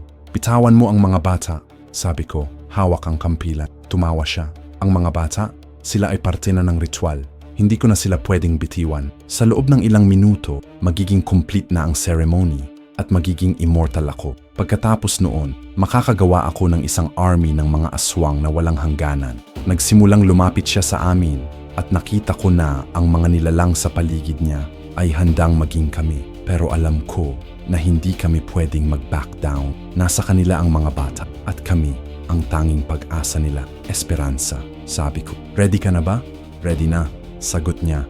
Hawak ang buntot pagi at mga bottles ng holy water. Manong Danny, Kuya Pedro, Kuya Ramon, sabi ko sa mga kasama na kayo ay makikipaglaban sa mga smaller creatures. Kami ni Esperanza ang hakaharap sa mga. Tumango silang lahat at nagsimula ang labanan. Ang mga enhanced tik-tik ay lumipad patungo sa amin pero handa na kami. Kinampitan ko ang kampilan at nagsimulang hinatiin ang mga lumalapat. Ang bawat hampas ko ay nagiging abo ang mga nilalang pero patuloy pa ring dumarating ang mga bagong. Si Esperanza naman ay nakikipaglaban sa mga hybrid creatures gamit ang kanyang buntot pagi at mga spell. Nakita kong gumagamit siya ng mas powerful na magic kaysa sa nakita ko dati. Magic na galing sa malalim na kasaysayan ng mga babaylan. Pero ang maharlika ng kadiliman ay hindi pa sumusugod sa amin. Sa halip, patuloy niya rang ginagawa ang ritual. Hawak ang isang malaking kristal na kumikinang sa dilim. Mga anito ng kadiliman, narinig kong sabi niya, tanggapin ninyo ang offering na ito. Bigyan ninyo ako ng eternal power. Biglang naging malakas ang hangin sa loob ng temple at nakita ko na nagsisimulang mag-glow ang altar. Ang mga bata ay nagsisimulang mag-float sa ere at nakita kong unti-unting nauubos ang buhay nila. Hindi, sigaw ko. Tumakbo ako patungo sa altar pero hinarang ako ng maharlika ng kadiliman. Hindi mo ako mapipigilan, Miguel Santos, sabi niya. Ang poder ko ay galing sa pinakamalalim na depths ng underworld. Ang kampilan mo ay walang laban sa akin. Ginampitan niya ang kanyang sariling espada, isang malaking blade na gawa sa itim na metal na umuusok sa dilim. Nang tumama ang kampilan ko sa kanyang espada, naramdaman ko ang lakas ng dark energy na dumadaloy mula dito. Ang labanan namin ay mas mahirap kaysa sa lahat ng nakalaban ko dati. Ang maharlika ng kadiliman ay hindi lang malakas, strategic din siya. Alam niya kung paano gamitin ang environment sa kanyang advantage at alam niya kung saan ang mga weak points ko. Nakikita ko sa mata mo ang takot, sabi niya habang nakikipaglab. Natatakot kang mabigo tulad ng mga ancestors mo. Hindi ako natatakot, sagot ko. Natatakot ako para sa mga taong weak, sabi niya. Ang emotions ay weakness lang, kaya hindi kayo ng mga tao makakantapat sa amin. Pero sa ilang sandaling iyon, naalala ko ang mga salita ng anito ni Datu Magiting. Hindi weakness ang emotions, strength ang mga iyon. Ang pagmamahal ko sa pamilya ko, sa nayon ko, at sa mga taong importante sa akin. Ang mga iyon ang nagbibigay sa akin ng lakas na lumaban. Ginampitan ko ang kampilan ng mas malakas at naramdaman ko ang init ng holy water na nasa blade. Biglang naging mas maliwanag ang espada at nakita kong natutuga ako ng liwanag na galing sa mga anito. Imposible, sabi ng maharlika ng kadilim. Ang anito ng mga tao ay hindi dapat na makakalapit sa akin. Mali ka, sabi ko. Ang anito ng mga tao ay mas malakas kaysa sa inyong mga dark spirits. Nagsimula akong makakuha ng advantage sa labanan. Ang bawat hampas ko ay mas malakas at nakita kong nagsisimulang manghina ang maharlika ng kadiliman. Pero hindi pa rin siya sumusuko. Sa halip, nagsimula siyang mag-summon ng mas maraming nilalang mula sa underworld. Mga demon na hugis aso, mga spirit na hugis ahas, at mga creature na hindi ko pa nakita sa anumang alamat. Kung hindi ako manalo, sabi niya, lahat kayo ay mamamatay kasama ko. Nakita ko na nagsisimulang collapse ang temple sa bigat ng mga nilalang na sinesumon niya. Ang mga bato ay nagsisimulang mahulog mula sa ceiling at ang mga kandila ay nagsisimulang mamatay dahil sa malakas na hangin. Esperanza! Sigaw ko. Kailangan natin ng backup plan. May backup plan! Sagot niya. Kinuha niya ang isang malaking scroll mula sa kanyang bag at nagsimulang magbasa ng ancient spell. Anito ng lahat ng mga babaylan, sabi niya sa malakas na boses. Tulungan ninyo kami sa aming pinakamahalagang labanan. Biglang nagsimulang lumitaw ang mga anito sa buong tempo. Hindi lang ang mga anito ng aming pamilya, kundi ang mga anito ng lahat ng mga babaylan na namatay sa pakikipaglaban sa mga aswang sa nakalipas na mga siglo. Nagsimula ang malaking labanan sa pagitan ng mga anito ng liwanag at ng mga demon ng kadilim. Ang temple ay naging battlefield ng dalawang mundo. Mundo ng mga buhay at mundo ng mga patay. Sa gitna ng kagulo, nakita kong may opportunity na makuha ang mga bata sa altar. Tumakbo ako patungo sa kanila habang nakikipaglaban pa rin ang maharlika ng kadiliman sa mga anito. Isa-isa kong kinuha ang mga bata at dinala sa safe na parte ng temple. Buhay pa sila lahat, pero nanghihina dahil sa energy na kinuha sa kanila ng ritual. Manong Danny! Sigaw ko, dalhin ninyo ang mga bata sa labas. Tumakbo si Manong Danny patungo sa amin kasama sina Kuya Pedro at Kuya Ramon at dinala nila ang mga bata sa safe na lugar sa labas ng temple. Ngayon, kami na lang ni Esperanza ang natira sa loob kasama ang maharlika ng kadiliman at ang mga nilalang niya. Huli na ang lahat, sigaw ng maharlika ng kadiliman. Kahit nakuha ninyo ang mga bata, completed na ang ritual. Nakuha ko na ang partial power na kailangan ko. Totoo nga, nakita ko na mas lumalaki ang kanyang katawan at mas nagiging powerful ang kanyang mga atake. Ang kanyang espada ay nagiging mas matulis at ang kanyang mga mata ay nagsisimulang mag-glow ng pulang liwanag. Esperanza, sabi ko. Ano ang gagawin natin ngayon? May isang paraan pa, sagot niya. Pero delikado. Kailangan ko ng tiyempo para mag-cast ng malaking spell. Pero hindi ako makakagawa noon habang nakikipaglaban ako. I-form lang sa akin kung ano ang kailangan mo, sabi ko. Kailangan kong mag-channel ng power ng lahat ng anito sa aming paligid, sagot niya. Pero kailangan ko ng protection habang ginagawa ko iyon. Kailangan mong pigilan ang maharlika ng kadiliman para sa loob ng 3 minuto. 3 minuto? Tanong ko. Mahirap yan. Kaya mo yan, sabi niya. Ikaw ang guardian. Ito ang dahilan kung bakit ka pinili ng mga anito. Tumango ako at hinarap ang maharlika ng kadiliman. Alam ko na ito ang pinakamaghabok na labanan na gagawin ko. Pero alam ko rin na ito ang tanging paraan para tapusin ang lahat ng ito. Ang 3 minutong iyon ay parang 3 oras sa akin. Ang maharlika ng kadiliman ay ginagamit ang lahat ng kanyang powers para patayin ako, habang ako naman ay ginagawa ang lahat para hindi lang kundi para protektahan si Esperanza habang ginagawa niya ang kanyang spell. Ikaw lang, sabi ng maharlika ng kadiliman habang nakikipag-sword fight sa akin. Ang huling hadlang sa aming world domination. Pagkamatay mo, walang makakapigil sa amin. Hindi mo ako madaling matatalo, sagot ko. Ginagamit ang lahat ng techniques na natuto ko mula kay Esperanza at sa mga anito, pero nakita ko na nagsisimulang maubusan ako ng lakas. Ang kampilan ay nagiging mabigat sa aking mga kamay at ang mga sugat na nakuha ko ay nagsisimulang manakna. Sa kabilang banda, ang maharlika ng kadiliman ay parang hindi nauubusan ng energy. Miguel! Sigaw ni Esperanza mula sa likod ko. 2 minuto pa! 2 minuto pa. Parang imposible na makakasurvive ako ng 2 minuto pa laban sa nilalang na ito. Pero bigla kong naalala ang sinabi ni Lola Carmen tungkol sa mga scrolls. May nabanggit siya tungkol sa special technique na ginagamit ng mga bantay ng nayon. Isang technique na makakagagamit lang ng mga taong may purong dugo ng mga raha. Pinagsama ko ang kampilan sa aking 2 kamay at nagsimula akong mag-concentrate. Sa aking isip, chinanel ko ang energy ng lahat ng anito na tumutulong sa amin at pinagsamang energy na iyon sa power ng kampilan. Anong ginagawa mo? Tanong ng maharlika ng kadiliman. Ginagamit ko ang heritage ko, sagot ko. Biglang naging sobrang liwanag ang kampilan na hindi ko na nakikita ang paligid. Lahat ng energy ng mga ancestors ko ay dumadaloy sa blade at naramdaman ko ang power na hindi ko pa naranasan dati. Impossible, sigaw ng maharlika ng kadiliman. Ang teknik na yan ay dapat nang nakalimutan na. Hindi nakalimutan, sagot ko. Naghihintay lang sa tamang panahon. Ginampitan ko ang kampilan at lumikha ng isang energy blast na tumama sa maharlika ng kadiliman. Natumba siya sa sahig at nakita kong nagsisimulang manghina ang kanyang defenses. 1 minuto pa, sigaw ni Esperanza. Pero ang attack na ginawa ko ay naubos din ng malaking parte ng aking energy. Hindi ko na kaya nang gawin ulit ang teknik na iyon. Kailangan kong mag-rely sa traditional na sword fighting para sa huling minuto. Tumayo ulit ang maharlika ng kadiliman at nakita ko sa kanyang mga mata ang galit na hindi ko pa nakita dati. Babayaran mo ang ginawa mo, sigaw niya. Lumapit siya sa akin at nagsimulang mag-attack ng mas aggressive. Ang kanyang mga atake ay nagiging mas mabilis at mas malakas at hindi ko na kayang i-block ang lahat. Nakakuha ako ng malalaking sugat sa aking braso at sa aking dibdib.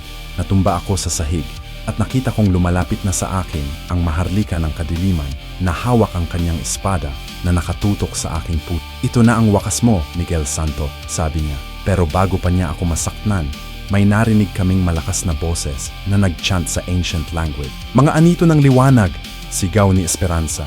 Labanan ninyo ang mga forces ng kadiliman. Protektahan ninyo ang inyong mga apo. Biglang nagsimulang lumitaw ang mga malaking anito sa buong temple. Mas malaki at mas maliwanag kaysa sa mga nakita namin dati. Hindi lang mga anito ng tao, kundi mga anito ng kalikasan din. Mga spirits ng mga bundok, ilog at gubat. Ang pinakamalakig anito ay lumapit sa maharlika ng kadiliman at hinamaron ito palayo sa akin. Balik ka sa impyerno kung saan ka galing, sabi ng anito sa malaking boss. Nagsimula ang final battle sa pagitan ng mga anito ng liwanag at ng maharlika ng kadiliman. Ang tempo ay nagsimulang mag-shake dahil sa lakas ng mga energy na magkakagkang bumabangga. Pero nakita ko na hindi pa rin sapat ang powers ng mga anito para talunin ang maharlika ng kadiliman. Kailangan pa rin ng human intervention para matapos ang lahat ng Esperanza, sigaw ko. Kailangan natin ng isa pang spell. Wala na akong energy, sagot niya. Naubos na sa unang spell. Nakita ko na nagsisimulang manalo ang maharlika ng kadiliman sa labanan laban sa mga isa-isa. Nagsisimulang mawala ang mga spirits at nakita kong nagiging mas malakas pa ang nilalang. Kung ganun, sabi ko, gagawin ko na ang last resort. Ano ang ibig mong sabihin? Tanong ni Esperanza. Isa-sacrifice ko ang aming buhay para makakuha ng sapat na energy para patayin siya. Sagot ko. Hindi, sigaw ni Esperanza. May iba pang paraan. Walang iba, sagot ko. Ito na lang ang natitira. Kinuha ko ang kampilan at nagsimula akong mag-channel ng lahat ng energy na natira sa aking katawan. Hindi lang ang energy ko, kundi ang life force ko rin. Miguel, huwag! Sigaw ni Esperanza. Pero huli na. Nagsimula na ang proseso at naramdaman ko na unti-unting nauubos ang aking buhay. Pero sa kalitsang oras, naramdaman ko rin ang power na dumadaloy sa kampilan. Power na sapat para patayin ang maharlika ng kadiliman. Lumakad ako patungo sa nilalang na nakikipaglaban pa rin sa mga anito. Nakita niya akong lumalapit at ngumiti siya ng masama. Gusto mong mamatay, Miguel Santos? Tanong niya. Sige, papakinggan ko yung request mo. Hindi ako mamatay mag-isa, sagot ko. Ginampitan ko ang kampilan ng last time at lahat ng energy na natira sa akin ay ipinasok ko sa attack. Ang blade ay lumikha ng isang malaking beam ng liwanag na tumagos sa katawan ng maharlika ng kadili. Imposible, sigaw niya habang nagsisimulang maging abo ang kanyang katawan. Walang imposible, sagot. Kapag ginagawa mo para sa mga taong mahal. Namatay ang maharlika ng kadiliman sa ganun at sabay nilalaman namatay din ang lahat ng mga nilalang na ginawa niya. Ang temple ay bumalik sa normal at ang mga anito ay nagsimulang maglaho dahil tapos na ang labanan. Pero ako naman ay natumba sa sahig, nahimas ang aking lakas at naramdaman ko na unti-unting nauubos ang aking buhay dahil sa sacrifice na ginawa ko. Miguel! Sigaw ni Esperanza habang lumalapis sa akin. Okay lang, sabi ko ng mahina. At least, tapos na ang lahat. Hindi ka pwedeng mamatay, sabi ni Esperanza na umiiyak na. Hindi ka pwedeng iwanan ako. Esperanza, sabi ko, may gusto akong sabihin sa'yo bago ako. Hindi mo kailangan sabihin, sagot niya. Alam ko na, ngumiti ako. Kahit sa love life ko, matalino ka pa rin. Tumawa siya kahit umiiyak. Gago ka talaga. Pero bigla kong naramdaman ang kakaibang init na dumadaloy sa aking katawan. Hindi pinipilit na init, kundi natural na init na nagpapagaling sa aking mga sugat. Ano ang nangyayari? Tanong ko. Nakita ko na may lumalantag na anito sa aming tabi, si Dato Magiting.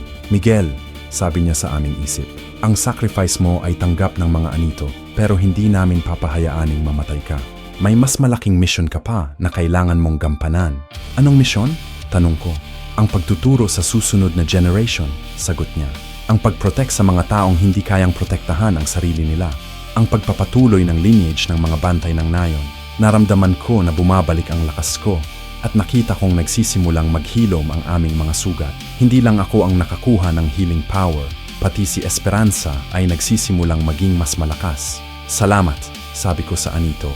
Walang anuman, sagot niya. Pero tandaan mo, tapos na ang chapter na ito ng inyong buhay. Pero hindi pa tapos ang buong story. May mga araw pa na kailangan ninyong maging handa. Nang mawala ang anito, tumayo kami ni Esperanza at lumabas ng temple. Nakita namin si Manong Danny at ang mga kasama namin na nag-aantay sa labas, kasama ang mga batang na-rescue namin. Okay na kayo? Tanong ni Manong Danny. Okay na, sagot ko. Tapos na ang lahat. Ang mga bata? Tanong ni Esperanza. Buhay naman sila, sagot ni Kuya Pedro. Medyo nanghihina lang pero okay naman. Bumalik kami sa nayon ng sabay-sabay, dala ang mga batang nililigtas namin. Ang mga magulang nila mula sa neighboring barangay ay naghintay sa amin sa plaza at nakita ko ang luha ng kaligayahan sa kanilang mga mata nang makita nila ang kanilang mga anak. Salamat, sabi ng ina ng isa sa mga batang nililigtas namin. Hindi ko alam kung paano ko kayo babayaran. Hindi mo kailangan kaming bayaran, sagot ko. Ginawa namin ito para sa kapakanan ng lahat. Kinabukasan, nagkaroon ng malaking celebration sa nayon. Ang lahat ng tao ay nagparty para ipagdiwang ang pagkapatay namin sa mga aswang at ang pagliligtas sa mga bata. Pero sa gitna ng celebration, may naramdaman akong kakaiba. Esperanza, sabi ko sa kanya habang nakatindig kami sa gilid ng plaza. Nakaramdam ka ba ng kakaiba? Ano ang ibig mong sabihin? Tanong niya. Parang may kulang, sagot ko. Parang hindi pa kumpleto ang aming misyon. Tumingin siya sa akin ng makahulugan. Alam mo ang dahilan, sabi niya. Ano? Tanong ko. Kailangan natin ng mag-focus sa future, sagot niya. Kailangan natin ng turuan ang mga susunod na generation. Hindi sapat na natalo natin ang mga aswang ngayon. Kailangan natin ng siguraduhin na may mga taong kayang protektahan ang nayon kapag wala na tayo. Tama siya. Ang laban na ginawa namin ay hindi lang para sa ngayon, para sa future din. Kailangan naming mag-establish ng sistema na magpapatuloy ng protection para sa nayon kahit wala na kami. Anong plano mo? Tanong ko. Magtayo tayo ng school, sagot niya. School para sa mga taong may potential na maging protector. Turuan natin sila ng mga ancient arts, ng mga spells, ng mga techniques na kailangan nila para lumaban sa mga supernatural threats. Good idea, sabi ko. Pero paano natin gagawin? Unang-una, sagot niya, kailangan natin ng mag-identify ng mga taong may natural na kakayahan, yung mga taong sensitive sa mga supernatural beings, o kaya ay may heritage na connected sa mga babaylan o sa mga bantay ng nayon. Nagsimula kaming maghanap sa nayon ng mga taong may potential. Nakita namin si Little Rosa na may kakayahang makakita ng mga spirits. Si Tommy ay may natural na resistance sa mga dark magic. Si Maria naman ay may talent sa paggawa ng mga protective charms. Perfect, sabi ni Esperanza. Simula bukas, magsimula na tayo ng classes. Kinabukasan, nagsimula kami ng aming first class. 3 bata lang ang students namin, si Little Rosa, si Tommy, at si Maria. Pero excited sila na matuto at nakikita ko sa kanilang mga mata ang determinasyon na protektahan ang kanilang nayon. Ang unang lesson, sabi ko sa kanila, ay kung paano kilalanin ang mga signs ng presence ng mga aswang. Tulad ng ano? Tanong ni Little Rosa. Tulad ng amoy, sagot ni Esperanza. Ang mga aswang ay may amoy na hindi normal, amoy ng bulok na karne, o kaya ay amoy ng dugo. Paano naman natin malalaman kung tao lang ba yun o aswang? Tanong ni Tom. May mga signs, sagot ko. Una, ang mga aswang ay hindi nakakatingin sa mata ng tao ng matagal. Pangalawa, hindi sila nakakagkain ng garlic o ng holy foods. Pangatlo, afraid sila sa mga religious symbol. 3 buwan, naming tinuro sa mga bata ang basic skills ng pagdetect at pagprotect sa mga aswang. Naging masaya ang mga classes at nakita ko na natututo talaga sila. Pero sa 4th month, may nangyaring unexpected. May bagong pamilya ang lumipat sa nayon. Pamilyang Santos na galing sa Luzon. Santos? Tanong ko kay Esperanza. Same surname. Matagal mo na bang mga relatives? Tanong niya. Hindi ko alam. Sagot ko. Hindi namin naman kilala ang mga relatives namin sa ibang isla. Pero nang makita ko ang pamilya, may naramdaman akong kakaiba. Ang ama ng pamilya ay may resemblance sa akin at ang mga mata niya ay parang familiar. Kumsta? Sabi niya saan. Ako si Ricardo Santos. Ito naman si Gloria, ang asawa ko. At ang mga anak na sina Marco at Sofia. Napatigil ako. Ricardo Santos. Hindi ba si Ricardo ang name na binanggit ni Carmela noon? Na supposed na brother ng papa ko. Ricardo? Tanong ko. May kamag-anak ka ba dito sa Mindanao? Meron, sagot niya. Ang kuya ko na si Roberto ay nagsettle dito sa Mindanao mga 30 years ago. May anak siyang lalaki na si Miguel. Nakatingin ako kay Esperanza. Hindi Roberto ang pangalan ng papa ko. Carlos ang pangalan niya. Mali yata ang information mo, sabi ko sa kanya. Walang Roberto Santos dito sa nayon. Nakita ko ang pag-iba ng expression ni Ricardo. Mula sa friendly, naging serious. Sabi niya. Siguro nagkamali lang ako ng nayon. Pero hindi kami nagtiwala sa kanila. Kinabukasan, sinabihan namin ang mga estudyante namin na mag-observe sa bagong pamilya at mag-report sa amin ng anumang kakaibang behavior. May kakaiba sa kanila, sabi ni Little Rosa pagkatapos ng ilang araw. Hindi sila kumakain kapag tanghali. Laging gabi sila kumakain. Paano mo nalaman? Tanong ni Esperanza. Pinuntahan ko ang bahay nila nung tanghali, sagot ni Little Rosa. Nakita ko na natutulog silang lahat at ang mga bintana nila ay nakatakip ng makakapal na kurtina. Nagkatinginan kami ni Esperanza. Signs ng mga aswang ang mga iyon. Tommy, Maria, sabi ko sa 2 estudyante, puntahan ninyo ang bahay nila ngayong gabi. Tingnan ninyo kung ano ang ginagawa nila. Kinabukasan, nag-report sa amin si Tommy at si Maria. May nakita kaming kakaiba, sabi ni Tommy. Noong hating gabi, lumabas sila ng bahay at nagtungo sa gub. Sumunod namin sila ng tahim. Ano ang nakita ninyo? Tanong ni Esperanza. Nagkeseremony sila, sagot ni Maria. May altar sila sa gubat at may mga kandila. Nagsasalita sila sa wika na hindi namin maintindihan. Latin? Tanong ko. Parang ganun, sagot ni Maria. Alam na namin kung ano sila. Hindi ordinary na pamilya ang mga Santos na iyon. Mga aswang sila na nagpapanggap na tao upang makapasok sa nayon. Bakit sila narito? Tanong ni Esperanza. Siguro, sagot ko, para sa revenge. Namatay ang mga leader nila, kaya nandito sila para makagante. Pero may naramdaman ko na hindi normal. Hindi ordinary na revenge ang dahilan nila.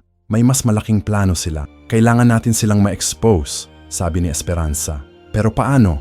Tanong ko. Hindi naman tayo pwedeng mag-accuse ng walang proof. May paraan, sagi ni Little Rosa. Pwede nating gamitin ang mga techniques na tinuro ninyo sa amin. Tama siya. Ito na ang chance para matest kung effective ang training na binigay namin sa mga estudyante. Okay, sabi ko. Pero kailangan nating maging maingat. Hindi natin alam kung gaano kasama ang mga Ang plano namin ay simple ngunit delikado. Gagamitin namin ang mga estudyante para mag-gather ng evidence laban sa pamilyang Santos. Habang kami ni Esperanza ay maghahanda ng counter-attack kung sakaling makita nila na na-discover na namin ang kanilang tunay na Little Rosa, sabi ko sa kanya, ikaw ang magmo-monitor sa kanila sa umaga. Gamitin mo ang ability mo na makakita ng spirits para malaman kung may mga dark entities ba na sumusunod sa kanila. Tommy, tawag ni Esperanza, ikaw naman ang mag-observe sa kanila tuwing hapon. Tingnan mo kung ano ang ginagawa nila sa loob ng bahay nila. Maria, dagdag ko, ikaw ang mag-watch sa kanila tuwing gabi. Pero huwag kang lalapit ng masyadong malapit. Safety first. 3 araw kaming nag-monitor sa Pamilyang Santos at ang mga nakita ng mga estudyante namin ay nag-confirm sa aming suspicions. May mga itim na smoke na lumalabas sa bahay nila tuwing madaling araw, report ni Little Rosa. At may mga spirits na nakikita ko na umiikot sa paligid ng bahay ni mga dark spirits na hindi ko pa nakita dati. Nakita ko silang nag-practice ng black magic sa loob ng bahay. Dagdag nito, may altar sila sa sala at ginagamit nila ang dugo ng mga manok para sa mga rituals nila. Tuwing hating gabi, may mga bisita silang dumadating, sabi ni Maria. Mga taong hindi ko kilala, pero may kakaiba sa kanila. Hindi sila naglalakad tulad ng normal na tao. Floating? Tanong ni Esperanza. Hindi exactly floating, sagot ni Maria. Pero parang ang mga paa nila ay hindi tumama sa lupa. Alam na namin na kailangan namin silang pigilan bago pa nila makumpleto ang kanilang plano. Pero may problema, hindi pa namin alam kung ano exactly ang plano nila. Kailangan nating makakuha ng mas specific na information, sabi ni Esperanza. Kailangan nating malaman kung ano ang ginagawa nila sa mga rituals nila. Paano? Tanong ko. Pupunta ako sa bahay nila, sagot niya. Magpapanggap akong interested sa kanilang mga practices. Delikado yan, sabi ko. Alam ko, sagot niya. Pero yan lang ang paraan para makakuha tayo ng information na kailangan natin. Kinabukasan, pumunta si Esperanza sa bahay ng Pamilyang Santos at nag-introduce sa kanyang sarili bilang fellow practitioner ng traditional heal. Narinig ko na may mga unique na practices kayo, sabi niya kay Gloria San. Interested ako na matuto. Sagot ni Gloria na may kakaibang ngiti. Rare na makakita ng mga taong interested sa mga ancient practice. Ano ang mga practices ninyo? Tanong ni Esperanza. Dark healing, sagot ni Ricardo na biglang lumabas sa loob ng... Kinagamit namin ang powers ng mga dark spirits para mag-heal ng mga sakit na hindi kayang pagalingin ng ordinary medicine. Natuwa si Esperanza na nakakuha siya ng information pero alarmed din siya sa narinig niya. Dark healing? Tanong niya. Oo, sagot ni Gloria. Pero may requirements. Kailangan ng sacrifices para makakuha ng cooperation ng mga dark spirits. Anong klase ng sacrifices? Tanong ni Esperanza. Nagtinginan sina Ricardo at Gloria. Hayaan mo, sabi ni Ricardo. Magpapakita kami sa iyo mamaya ng gabi. Pupunta ka ba sa ceremony namin? Sige, sagot ni Esperanza kahit natatakot siya sa loob niya. Nang gabi, pumunta si Esperanza sa bahay ng mga Santos pero hindi siya nag-isa. Kasama niya kami. Nakataago lang kami sa mga puno sa paligid. Nakita namin ang ceremony na ginawa nila. May altar sila sa backyard ng bahay nila at nakapaligid doon ay mga kandila na kulay itim. Sa gitna ng altar ay may isang live na manok na mga spirits ng kadiliman. Narinig naming sabi ni Ricardo, tanggapin ninyo ang offering na ito. Bigyan ninyo kami ng kapangyarihang kailangan namin para sa aming misyon. Nilagapasan niya ang leeg ng manok gamit ang isang ritual knife at bumuhos ang dugo sa altar. Biglang nagsimulang magkaroon ng malakas na hangin sa paligid at nakita namin ang mga dark spirits na lumilitaw sa ere. Ano ang misyon ninyo? Tanong ni Esperanza. Ang misyon namin, sagot ni Gloria, ay makaganti sa mga taong pumatay sa aming mga leader, si Miguel Santos at ikaw. Nalaman namin na nandoon sila talaga para sa revenge. Pero hindi pa tapos ang kanilang revelation. Pero hindi lang revenge ang gusto namin, patuloy ni Ricardo. Gusto naming ma-establish ulit ang presence ng mga aswang sa buong Mindanao. Gusto naming gawing aswang ang buong nayon. Paano ninyo gagawin yon? Tanong ni Esperanza. Gamit ang mass conversion ritual, sagot. Lalagyan namin ng curse ang tubig sa nayon. Lahat ng taong iinom ng tubig na yon ay magiging aswang. Napapikit ako sa narinig. Mass conversion, ibig sabihin, lahat ng tao sa nayon, kasama ang mga estudyante namin, ay magiging aswang. Kailan ninyo gagawin? Tanong ni Esperanza. Bukas, sagot ni Ricardo. Sa full moon, doon pinaka-effective ang mga dark rituals. Alam na namin na kailangan naming pigilan sila ngayong gabi. Hindi namin pwedeng antayin ang bukas. Lumabas ako sa aming hiding place kasama si Little Rosa, Tommy, at Maria. Ricardo Santos, tawag ko sa kanya. O dapat kong tawagin kang aswang. Napalingon sila sa amin at nakita ko sa kanilang mga mata ang galit. Miguel Santos, sabi ni Ricardo. Narito ka na pala. Sinabihan mo na ba ang buong nayon tungkol sa amin? Hindi pa, sagot ko. Pero sasabihan ko sila kapag hindi kayo umalis ngayong gabi. Tumawa si Gloria. Hindi mo kami matatakot, Miguel. Mas marami kami ngayon at mas handa kami. Nagsimulang mag-transform ang Pamilyang Santos sa kanilang tunay na anyo. Si Ricardo ay naging malaking tiktik. Si Gloria ay naging manananggal at ang dalawang anak nila ay naging mga smaller aswang na hindi ko pa nakita dati. Mga estudyante, sabi ko, gamitin ninyo ang mga natuto ninyo.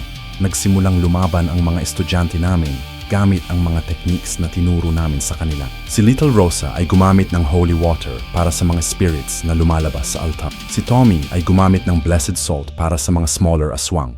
Si Maria naman ay gumamit ng mga protective charms na ginawa niya. Pero nakita ko na hindi pa rin sila enough para sa mga full-grown aswang tulad ni Ricardo at Gloria. Esperanza, sabi ko, kailangan natin nang gamitin ang full power natin. Tumango si Esperanza at nagsimulang mag-chant ng mga ancient spells. Nakita ko na nagsisimulang lumabas ang mga anito sa paligid namin, ang mga familiar na anito ni Datu Magiting at Ina Esperanza. Mga anito, sabi ko, kailangan namin ng tulong ninyo para protektahan ang nayon. Andito na kami, sagot ni Datu Magiting sa aming isip. Pero ang labang ito ay dapat ninyo nang gawin mag-isa.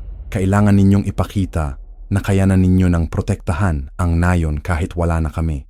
Maintindihan ko ang sinabi niya. Ito na ang test. Kung ready na ba kaming maging independent protectors ng nayon. Kinuha ko ang kampilan at nagsimulang makipaglaban kay Ricardo na nasa tiktik form. Ang laban ay hindi na gaanong hirap para sa akin. Natuto na ako mula sa mga previous battles at mas confident na. Si Esperanza naman ay nakikipaglaban kay Gloria gamit ang buntot pagi at mga advanced spells. Nakita ko na mas skilled na siya ngayon at mas natural na ang mga galaw niya. Ang mga estudyante namin ay nakikipaglaban sa mga dalawang anak ng mga Santos. Kahit mga bata pa lang sila, nakita ko na ang confidence nila at ang skills na natuto nila sa aming training. Sa loob ng 30 minuto, natapos ang labanan. Lahat ng aswang sa pamilyang Santos ay na-defeat namin at ang kanilang altar ay nasira na rin. Tapos na ba? Tanong ni Little Rosa. Tapos na, sagot ko. Pero hindi pa tapos ang trabaho natin. Kinabukasan, nag-decide kaming mag-expand ng aming school.